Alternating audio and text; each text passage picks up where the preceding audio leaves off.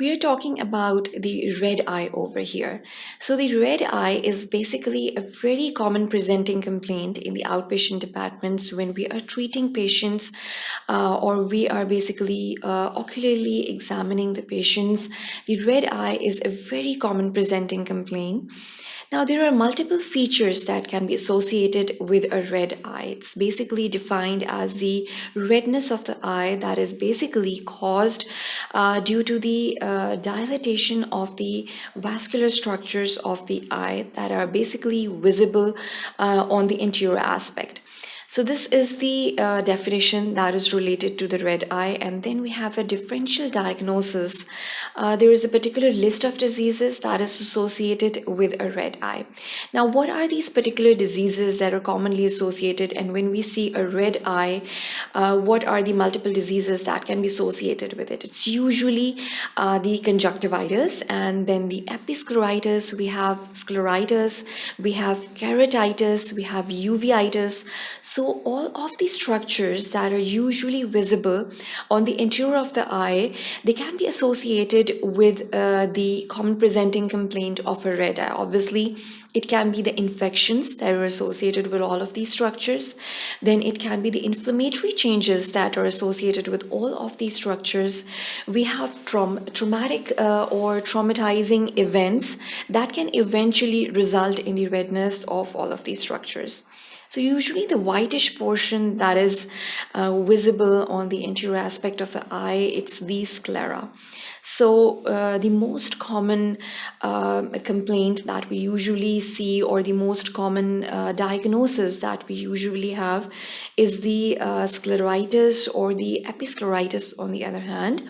And then one should know how to basically differentiate episcleritis from scleritis. So all of these structures which are visible on the interior aspect of the eye, they are prone to inflammations, they are prone to infections, traumas, and then all of these structures are also associated with the systemic illnesses of the person. So what are the common systemic illnesses that have ocular manifestations? It can be the intestinal disorders. For instance, we have the inflammatory bowel disease that can have the ocular manifestation of scleritis or conjunctivitis on the other hand. Then we have hypertension that can even manifest as the hemorrhages in the conjunctiva or the subconjunctival hemorrhages that can occur due to the hypertension or localized hemorrhages due to the vessel rupture in the conjunctiva or in the structures of the eye. So all of these manifestations, these systemic diseases even, can manifest as a red eye in a person. So we should know how to basically correlate all of these systemic diseases along with the red eye, and then finally make a definitive diagnosis in a person. Why is it important to make a definitive diagnosis in a person of a red eye? Because obviously the treatment modalities or the final treatments that we are going to suggest or that we're going to prescribe to a person, that is going to be dependent on the final diagnosis in a particular patient. So one should know how to make a definitive, accurate diagnosis in a patient of a red eye if we want to treat that patient in a proper way and we want to have a better prognosis in that particular patient. Usually, when we see a red eye, it's usually the benign diseases that are associated with a red eye. For example, it can be conjunctivitis on one hand, it can be uveitis, it can be the self-limiting hemorrhages that are mostly associated with the hypertension or diabetes mellitus in a person, or it can be the dry eye syndrome. We have the other infections, for example, episcleritis, scleritis, uveitis, along with it.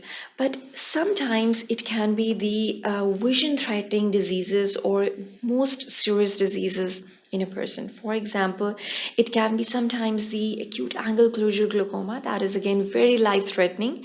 So one should know how to make a differential diagnosis when we are diagnosing a person from conjunctivitis. So conjunctivitis is very easy and it's usually clinically diagnosed. We do not need any further investigation in that particular person, and we'll be discussing all of the clinical features that are particularly associated with this conjunctivitis. Then obviously we'll be dealing with the different forms of conjunctivitis. For example, we have the bacterial variety, we have the viral variety, we have the autoimmune variety of the conjunctivitis that is usually seen. They themselves have their particular features. Bacterial conjunctivitis can be differentiated from viral conjunctivitis even through the clinical features that we usually observe. Obviously, we need a lot of practice to distinguish all of these features, because usually the presenting complaint is the red eye.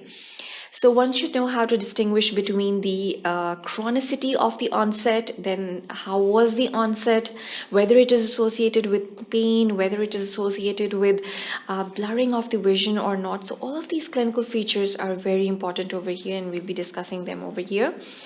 Then we'll be moving on to hemorrhage. Hemorrhage is again one of the common features. Again, it's not just the pinkish hue that is given to the sclera or the conjunctiva, or it's mostly subconjunctival.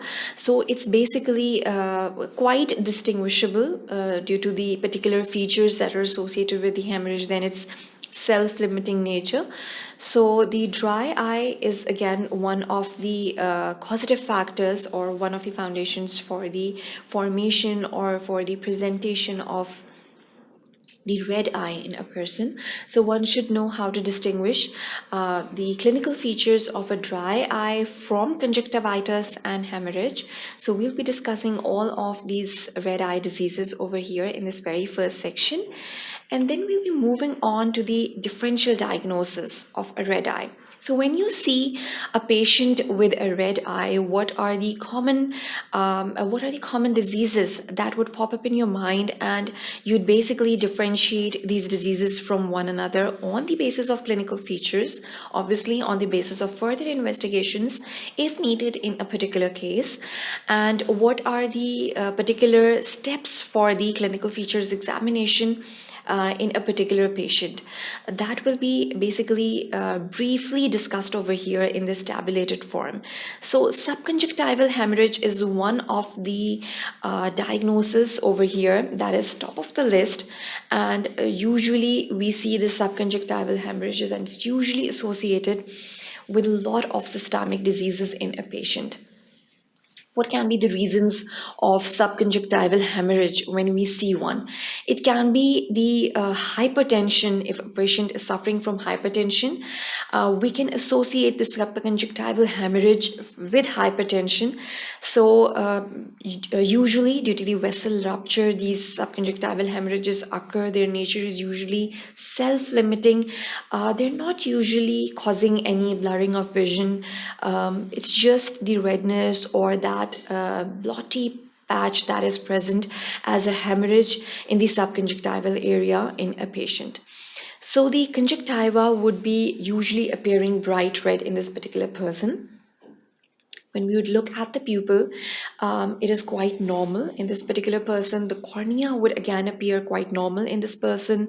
The anterior chamber would be normal. The intraocular pressure would be normal. So the only thing that, or the only presenting complaint that we would find is the bright red conjunctiva, and it's usually the complete conjunctiva that is present in a person, or that is interiorly visible in a person, and it's involving the whole of the conjunctiva, and sometimes quite a dramatic picture in that particular patient. Even the patient himself or the close relatives that have brought him to the outpatient department are seriously associated with this symptom. They are not well versed with what has happened to the person, because there is no history of trauma, there is no history of eye infections in the person.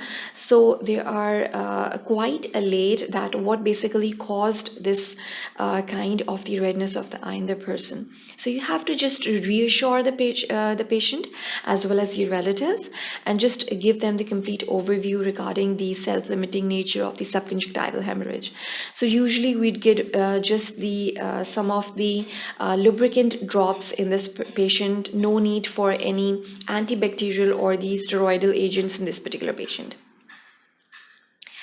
Then we have conjunctivitis on the other hand. So obviously, when we are dealing with a patient of conjunctivitis, what will be the particular features? Obviously, the conjunctiva would be involved in this particular patient. There'll be injected vessels. There'll be a purulent discharge. So the discharge would again depend upon the nature or upon the type of the conjunctivitis that we were dealing with. As I've already given you the different types of conjunctivitis, ranging from viral, then we have the bacterial variety, we have the inflammatory, or we have the autoimmune variety of the conjunctivitis as well. So these are some of the types of conjunctivitis, and depending upon the types, the bacterial conjunctivitis is usually associated with quite a sticky or quite a purulent discharge that is available when we are dealing with a bacterial kind of a conjunctivitis. And on the other hand, we have the viral conjunctivitis that is usually associated with a more clearer discharge over here. So the pupils are found to be quite normal in this particular patient, and then we have a normal cornea that is observed in this patient. We have the anterior chamber, which is quite normal. We have the intraocular pressure, which is quite normal. So it's just going to be on the basis of the conjunctival findings, and then the discharge that is present. The patient would usually give you a history of stickiness of the eyes and unable to open his eyes due to the discharge that is caused overnight. So the treatment that is usually given to the patient is the antibacterial drops. If you're suspecting bacterial conjunctivitis, and if it is a viral conjunctivitis, you're going to give him some of the steroids, then the antibiotic agents are coupled along with it, and you're going to basically well verse the patient that it's basically an infectious disease that can spread, so he or she has to be careful. So then on the other hand, we have iritis.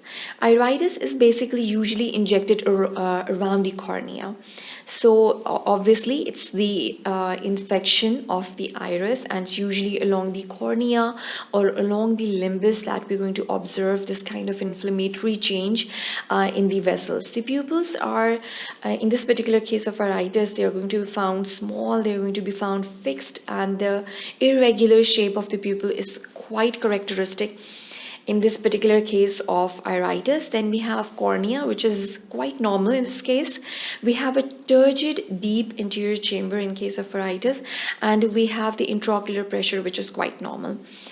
On the other hand, we have the acute glaucoma. So as we've already focused on the fact that when we are dealing with all of these benign diseases, for example, subconjunctival hemorrhage or itis, and conjunctivitis, we have uveitis, which are quite self-limiting. We need some of the topical treatments, for example, antibacterial drops or steroidal drops, and that's just the treatment that is required in these cases. On the other hand, we have the acute angle closure glaucomas that require their particular treatments, and the causative factors that are basically resulting in the acute angle closure glaucoma in this particular person.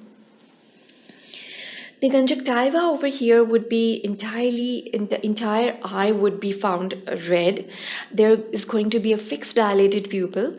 The haziness of the cornea is quite evident in these particular cases, and then we're going to observe the shallowness of the anterior chamber in this eye as well. The intraocular pressure is going to be very high in this particular case of the acute angle closure glaucoma in this particular person. So this is the differential diagnosis. Some of the diseases are listed here. Obviously, we have the complete list, which includes keratitis, uveitis, blepharitis. So all of these diseases They have their own features that will be discussed in the subsequent sections. Over here, you can see the particular features of conjunctivitis that we're focusing on. The papillas would be inflamed.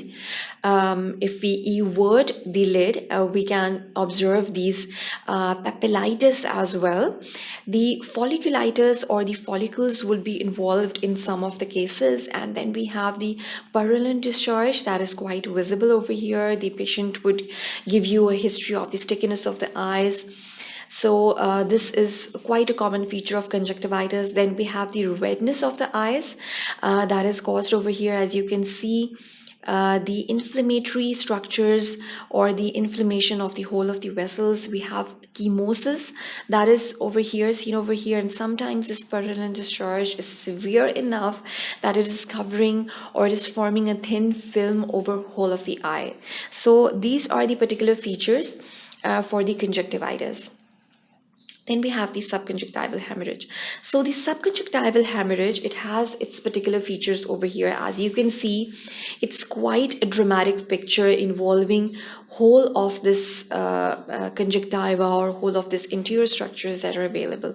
So it's quite a dramatic picture, but you have to reassure the patient that it's basically a self-limiting disease, and in most of the cases it's associated with the hypertension. And on taking their complete history, you would get to know, and you can easily diagnose that it's basically a case of subconjunctival hemorrhage. It's usually diffused or the localized area of the blood under conjunctiva. Then it's usually asymptomatic, not related to any pain, not related to any discharge or blurring of the vision.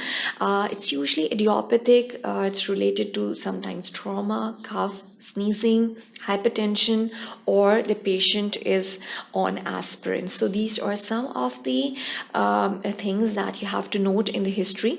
When you're taking the history in detail, it resolves within 10 to 14 days. That is obviously mostly 1 to 2 weeks. It's a self-resolving phenomena. No treatment is required. No need to give any antibiotic drops or any topical treatments with steroids in this case. On the other hand, we have the dry eye syndrome. So usually it's basically a poor quality and of the meibomian gland.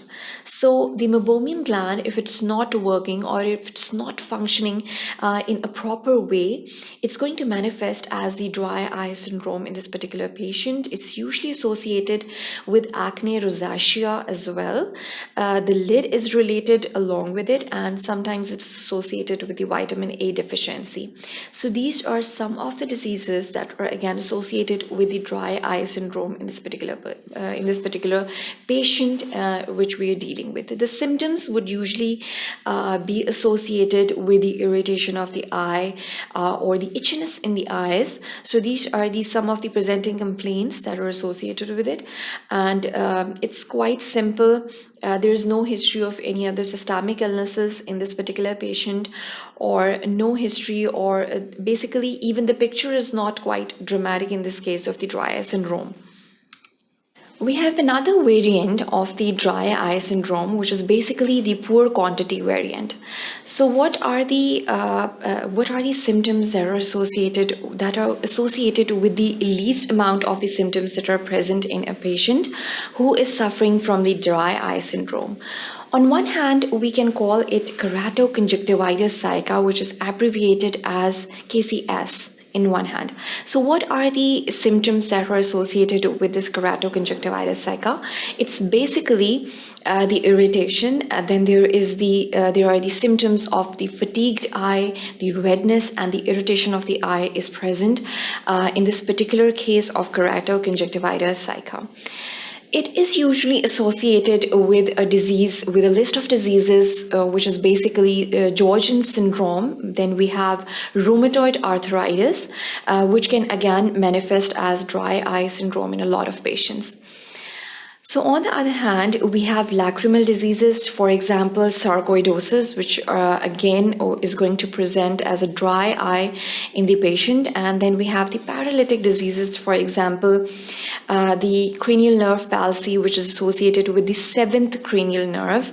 It is again going to manifest as the dry eye in a patient. Obviously, it has its other symptoms. Seventh nerve is basically the facial nerve. So it is going to be associated with a dry eye, the sweating on that ipsilateral face. So again, these are the particular features that are seen in a case of Bell's palsy, which is basically the seventh nerve or cranial palsy in a patient. Then we have corneal aberrations. What are the particular features that are associated with this corneal aberration phenomena? It's the surface epithelium sloughing off. We'll see stains with fluorescein if you're going to perform the fluorescein staining, and usually it is associated with trauma.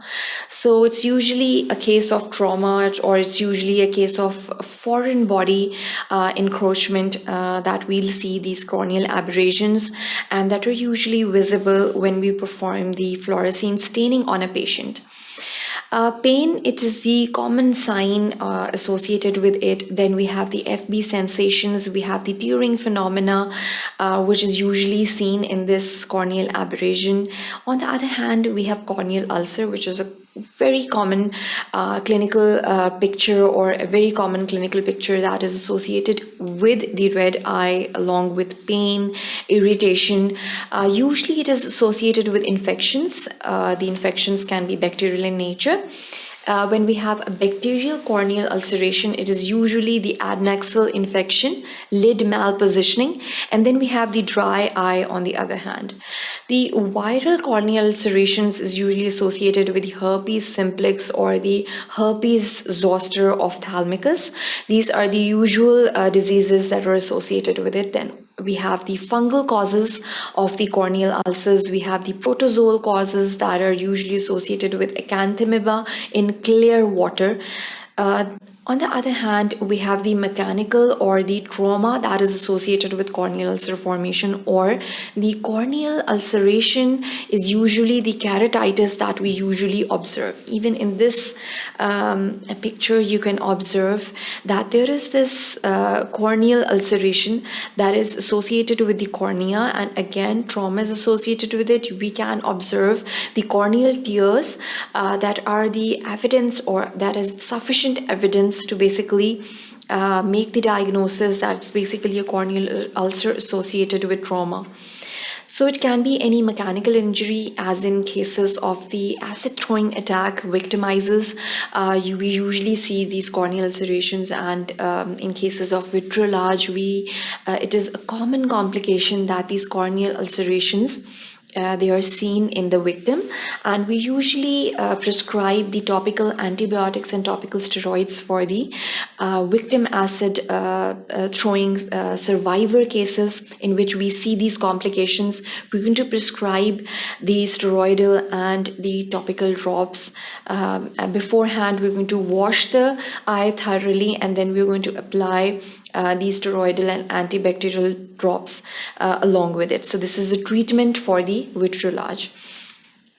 So in this section, basically, we summarize the major diseases that are associated with a red eye, in which basically a red or an inflamed eye or conjunctiva or cornea is the basic clinical picture that we're going to observe, and how are we going to make a differential diagnosis and then finally move on to a definitive diagnosis in this particular patient. So that is the end of this section. Thank you for watching sqadia.com.